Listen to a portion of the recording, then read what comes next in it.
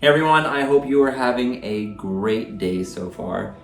Today we're going to be reading in 2 Corinthians chapter 12, verses 9 and 10. And a little context of what's going on here is Paul's writing to the church of Corinth, and he's talking about what he refers to as a thorn in his side. And we don't really know exactly what that is and what Paul was dealing with, but we do know it was something that brought him a lot of pain, a lot of discomfort and grief, and really discouraged him a lot of times. And he's kind of writing here that he was praying to God about it and just saying, God, take this from me. And he says, 3 times I pleaded with the Lord about this, that it should leave me, and God, just please get rid of this.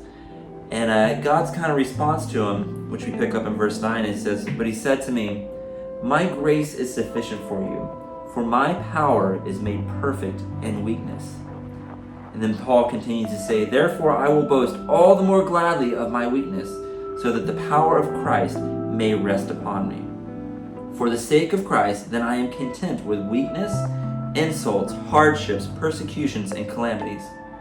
For when I am weak, then I am strong. And man, what an incredible thing to say when you're going through something that's really hard, or there's something in your life that's bringing you a lot of pain. That says, I embrace it because I know I'm going through all this, but in this weakness, this frailty, this depravity of wholeness, God is being made perfect. God's power is being represented. And I think Paul's kind of conveying and realizing this kingdom dynamic that when we are backed up into a corner, that when we have nothing else to give and our tank's on empty, if you will, that's when God can really be God, where he can show up and be the God of the universe that we know that he is. Because in reality, he is way bigger and stronger than anything that we're going through, whether it be sickness, disease, or social situations, or a financial situation, relationship problems, whatever it is, fill in the blank.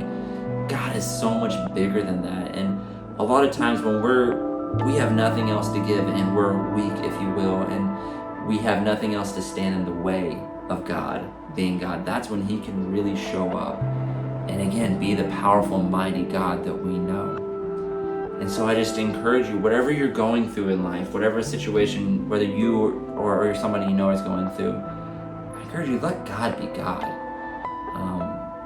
and embrace that weakness, embrace that frailty that you have, because again, that's where he can show up and he can move in a mighty and powerful way.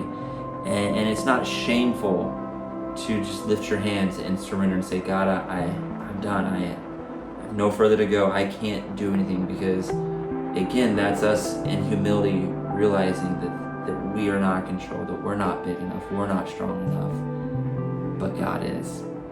So I just encourage you guys today to step aside and let God be God, and embrace that weakness, embrace whatever you're going through, because that's when true miracles happen.